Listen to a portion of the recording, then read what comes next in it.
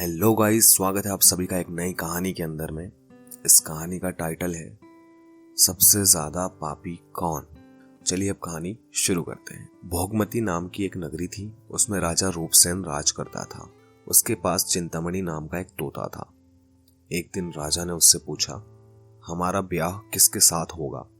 तोते ने कहा, मगध के राजा की बेटी चंद्रावती के साथ होगा।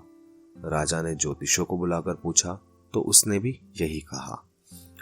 उधर मगध देश की राजकन्या के पास एक मैना थी, उसका नाम था मदन मंजरी। एक दिन राजकन्या ने उससे पूछा कि मेरा विवाह किसके साथ होगा? तो उसने कह दिया, भोगमती नगर के राजा रूपसेन के साथ होगा। अब इसके बाद दोनों का विवाह हो गया। रानी के साथ उसकी मैना भी आई। राजा रानी ने तोता मैना का ब्याह करके उनको एक पिंजरे में रख दिया। एक दिन की बात है कि तोता मैना में बहस हो गई। मैना ने कहा, आदमी बड़ा पापी, दगाबाज और अधर्मी होता है। यहीं तोते ने कहा, स्त्री झूठी, लालची और हत्यारी होती है। दोनों का झगड़ा बढ़ गया तो राजा ने कहा, क्या बात है, तुम आपस में क्यों लड़ रहे हो? मैना ने कहा, महाराज, मर्द बहुत बुरे होते हैं। इसके बाद मैना ने एक कहानी सुनाई। इलापुर नगर में महाधन नाम का एक सेठ रहता था। विवाह के बहुत दिनों बाद उसके घर एक लड़का पैदा हुआ। सेठ ने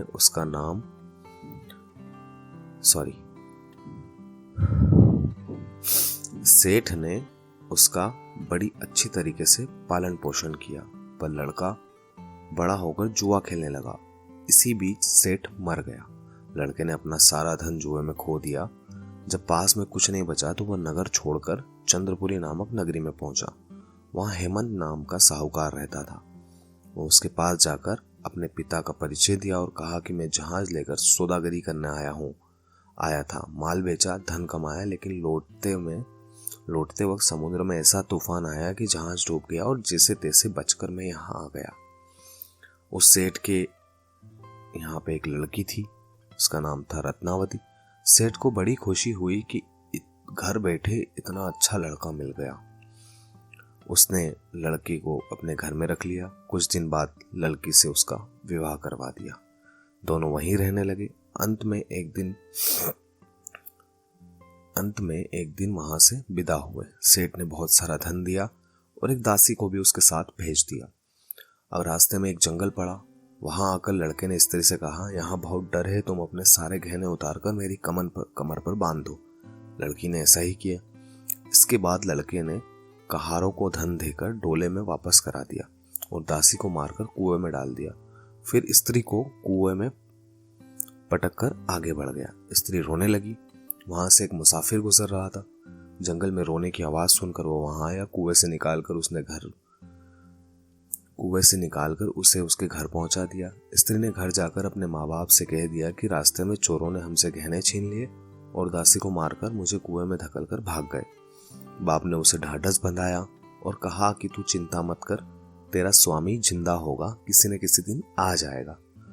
उधर वह लड़का जेवर लेकर शहर पहुंचा। उससे जुए की लत तो लगी हुई थी। वह सारे गहने भी जुए में हार गया। उसकी बुरी हालत हुई। वह बहाना बनाकर कि उसके घर पे लड़का हुआ है, फिर वह अपने ससुराल चला आया। वहां पहुंचते ही सबसे पहले वह अपनी स्त्री से मिला। वह बड़ी खुश हुई और उसके पति ने कहा, आप चिंता ना करें, मैंने यहाँ आकर दूसरी बात कही है। जो कहा था उसे बता दिया। सेठ अपने जमाई से मिलकर बड़ा प्रसन्न हुआ। उन्होंने उसे बड़ी अच्छी तरह से घर में रखा। कुछ दिन बाद एक रोज जब लड़की गहने पहनकर सो रही थी तो उसने चुपचाप छुरी से उसे मार डाला। उसने गहने लेकर चंपत हो गया। मैना बोली, महाराज, ये सब मैंने आंखों से देखा है। ऐसा पापी होता है आदमी? राजा ने तोते से कहा, अब तुम बताओ, स्त्रियां क्यों बुरी होती हैं? इस पर तोते ने यह कहानी सुनाई। कंचनपुर में सागरदत्त नाम का एक सेठ रहता था। उसके श्रीदत्त नाम का एक लड़का था। वहां से कुछ दूर एक और नगर था, श्री विजयपुर।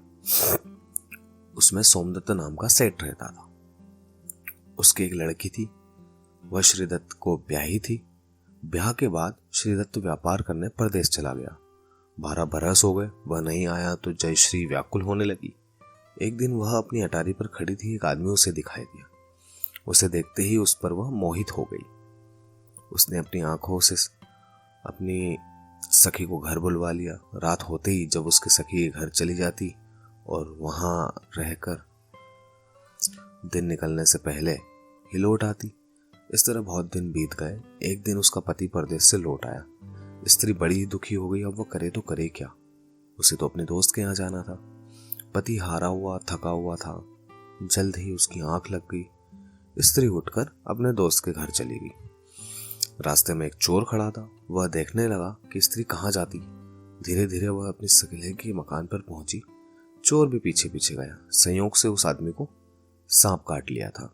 वह मरा पड़ा था। स्त्री ने समझा सो रहा होगा। वहीं आंगन में पीपल का एक पेड़ था जिस पर पिशाच बैठा हुआ था। यह लीला देख रहा था वह सब। उसने उस आदमी के शरीर में प्रवेश कर उस स्त्री की नाक काट ली और फिर उस आदमी के देह से निकलकर पेड़ पर जा बैठा। स्त्री रोती हुई अपनी सहेली के पास गई। सहेली ने कहा कि तुम अपने पति के पास जाओ और वहां बैठकर रोने लगो। कोई पूछे तो कह देना मेरे पति ने मेरी नाक काट ली है। उसने ऐसा ही किया। उसका रोना सुनकर लोग इकट्ठा हो गए। आदमी जाग उठा। उसे पूरा हाल मालूम हुआ तो बड़ा दुखी हुआ। लड़की ने बाप के कोतवाल को खबर दे दी।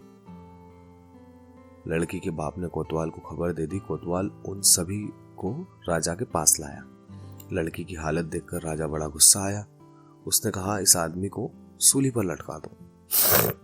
वह चोर वहां खड़ा था। जब उसने देखा कि बेकसूर आदमी को सूली पर लटकाया जा रहा है तो उसने राजा के सामने जाकर सब कुछ सच सच बता दिया। बोला अगर मेरी बात का विश्वास ना हो तो जाकर देख लीजिए, उस आदमी के मुंह में स्त्री की नाक है, यानी कि उस पिशाच की। राजा ने दिखवाया तो बात सच निकली। इतना कहकर तोता बोला हे राजा, स्त्रियां ऐसी होती है।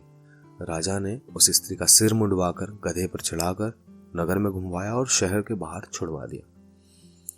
यह कहानी सुनकर बेताल बोला राजा बताओ कि दोनों में से ज्यादा पापी कौन? राजा ने कहा स्त्री। बेताल ने कहा कैसे? राजा ने कहा मर्द कैसा ही दुष्ट हो, उसे धर्म का थोड़ा बहुत विचार रहता ही है, स्त्री को नहीं रहता, इसलिए वह अधिक पापिन है। तो दैट्स इट गाइस, कहानी बस इतनी सी थी। इस कहानी से हमें यह सीख मिलती है कि कोई कितना भी बड़ा पापी हो, कोई नहीं हो, हमें सिर्फ अपने ऊपर ध्यान देना चाहिए कि आप क्या कर रहे हैं, क्या आप सही कर रहे हैं या आप गलत कर रहे हैं। आप अपने ऊपर पर्सनली ध्यान दें। कोई कितना पापी है, कोई कितना नहीं है, इसका निर्णय करने वाले आप कोई नहीं होते। तो यही कहानी थी गाइस। मिलते हैं नेक्स्ट वीडियो में। Thank you so much.